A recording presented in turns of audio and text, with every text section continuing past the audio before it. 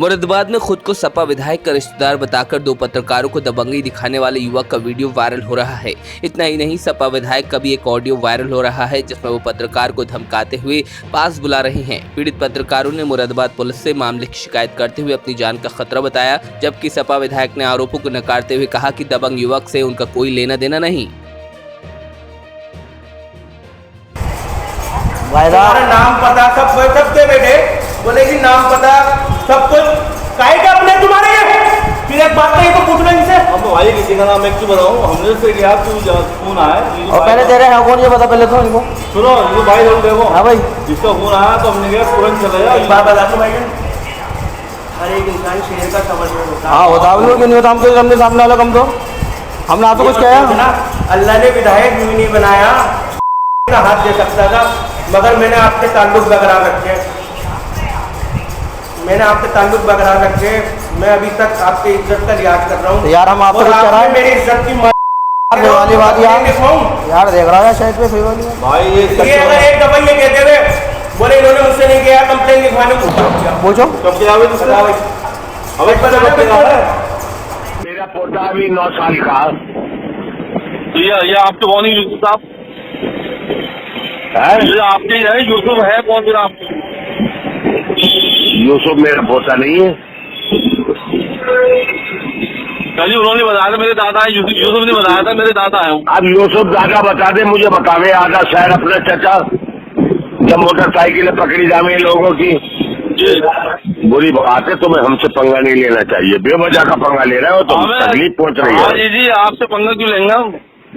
आप जो है हम जानते नहीं आओगे, हम क्यों लेंगे आपसे पंगा इस चीज के लिए? नहीं, आप मेरे पास किस टाइम आ रहे हो?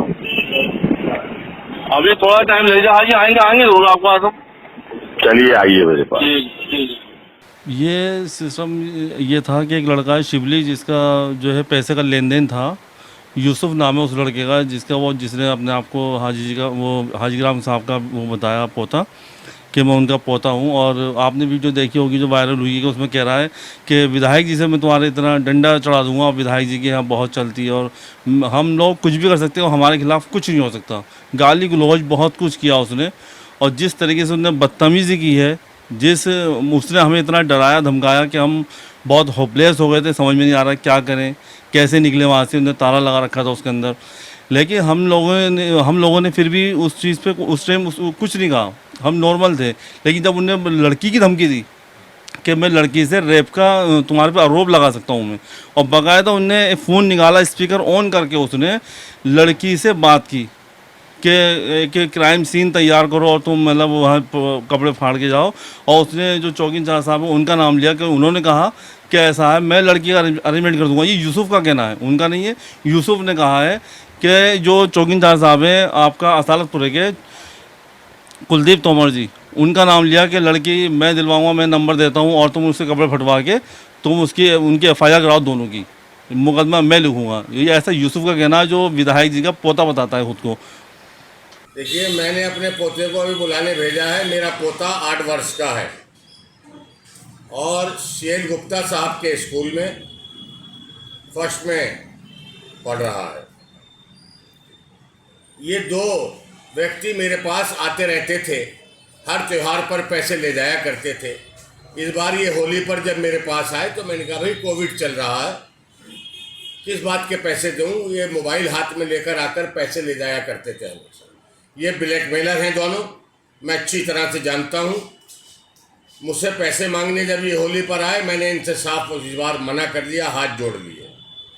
तो ये मेरी छवि धूमिल करने के लिए मेरे किसी विरोधी से, क्योंकि यहाँ जितने गऊ के हत्यारे हैं, जो गौ हत्या का कारोबार करते हैं, मेरा उनसे हमेशा 36 का आंकड़ा रहता है। ये किसी गौ हत्यारे के हाथों में खेल रहे हैं और मेरी छवि धूमिल करना चाहते हैं। मेरा पोता आ गया, 8 वर्ष का है, सबसे बड़ा पोता मेरा ये है। ये पोता अगर मेरा किसी से धमकी दे सकता है या किसी से लड़ सकता है तो मैं राजनीति छोड़ दूँ। क्या चाहते हैं, क्या कार्रवाई होनी चाहिए अगर किसी लोगों ने ऐसा करा है आपके साथ? अब मेरे बर्दाश्त के बाहर हो चुका है। जिस तरह का ये लेख डाल रहे हैं, मैं इसमें मानहानि करूँगा और मानहानि का मुकदमा करने के बाद सुप्रीम कोर्ट तक इनको छोड़ूंगा नहीं।